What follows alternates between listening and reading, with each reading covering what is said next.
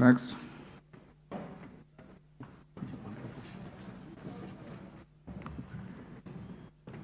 Order number 4, petitions. Order number 5, papers. Majority Leader. Thank you very much, Honorable Speaker. Honorable Speaker, I beg to lay the following papers on the table of the House today, Thursday. Majority Leader. Member of the delegation. Which delegation? Honorable Rahab Mukami.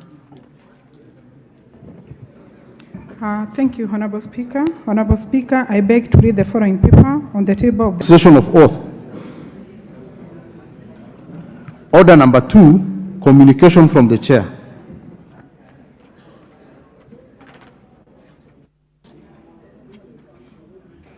Speaker, I request for statement regarding preparedness of schools during rain season. Honorable Speaker, pursuant to the provision of Standing Order 44-2C, I arise to request for a statement from the chairperson of the Departmental Committee of Education regarding